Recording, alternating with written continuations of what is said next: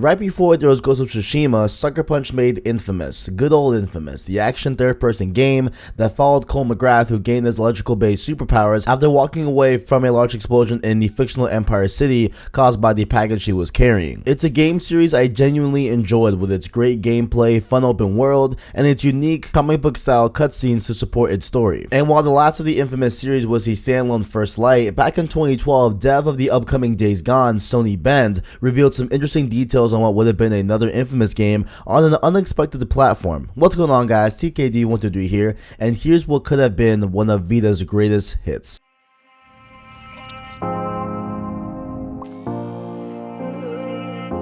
After the success of Sony Bend's Uncharted Golden Abyss in 2012, which yes is indeed a great game, arguably better than the first Uncharted, I will say, it was revealed through Game Informer's month-long coverage of Days Gone that they actually wanted to make an inFAMOUS game for the beloved handheld. And they apparently had ideas and drafts as well. The director of the game, James Ross, said, quote, "We talked about it for a while. Yeah, John Garvin, the creative director for Days Gone, had some really cool ideas for that, by the way. It was ...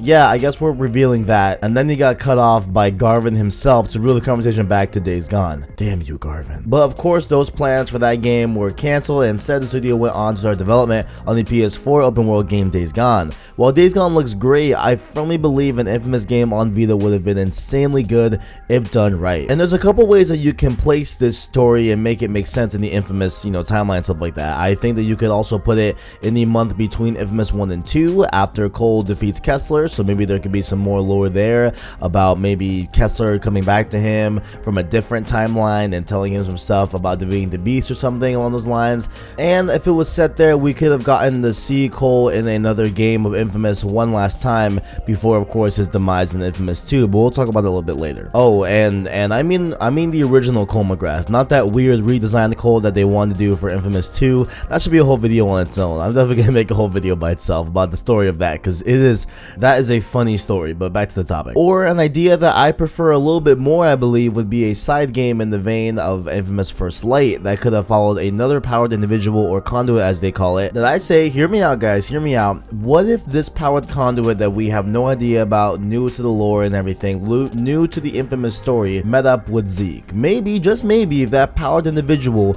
could have had his powers enabled by that huge lightning strike at the end of inFAMOUS 2, and then go on to search out Zeke and find Zeke or something like that, and they go on this cool little side game mission thing. I think that would be an awesome way to kind of wrap up the story of Zeke as well in that vein, because we never really got a definitive ending of Zeke. Of course, there's some stuff in inFAMOUS Second Son with him, so it's not like we never saw him again or heard from him again, but Zeke is such a cool character at the end of the day. I really think it would have been really cool to have him in another inFAMOUS game, and him kind of be the helm and again be another sidekick of another side game on the inFAMOUS game on the Vita. And this would also make sense because the good ending of inFAMOUS 2 is the official canon ending as it leads straight into Second Son. Thus, if you had got the inFAMOUS 2 ending that was bad, you would understand that that ending doesn't really fit in with Second Son. That is why the good ending of inFAMOUS 2, where Cole actually dies, is actually what happens in the mainline story of inFAMOUS. So I think it would be really cool to explore this as well, because then that would also fit in with the new protagonist in that little side game and everything, and maybe he is a conduit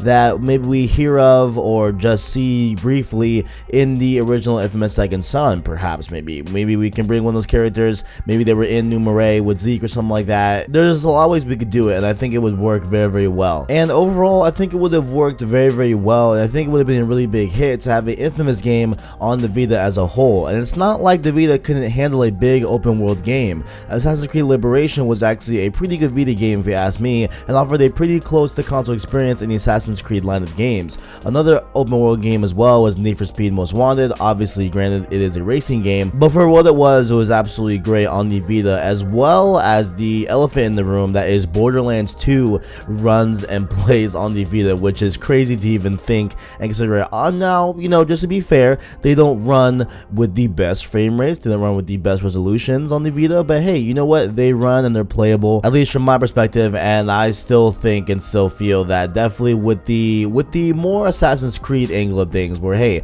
they got an Assassin's Creed third third-person action-adventure game working that's open world. inFAMOUS is a third-person action-adventure game that's open world. So I think with seeing Assassin's Creed running on the Vita, I think it would have been absolutely, feasible and definitely great to have a inFAMOUS game and make it work out on the Vita. So from a technical standpoint, I'm sure they could have gotten an open world inFAMOUS game to work on the Vita, as well as I think it would have been a pretty great commercial success as well. Obviously, the inFAMOUS games right now don't really have a lot of big name titles in them right now. Like, there's not really a lot of resonance that it has in the community right now, I feel, just because it's been a few years since Second Son's come out. But I think it's pretty rare to find someone that didn't like the inFAMOUS games when they played it. I feel like a lot of people that played it definitely enjoyed the game, definitely thought it was just a great third-person game that had cool abilities you could unlock and use and everything, and just I thought it was just a very, very good game overall. So I feel like having that, staple of a game on the Vita would have made it a great success for itself, as well as the Vita as an effect as well. Especially with the best reason being that it would be developed by Sony Bend that made Uncharted Golden Abyss,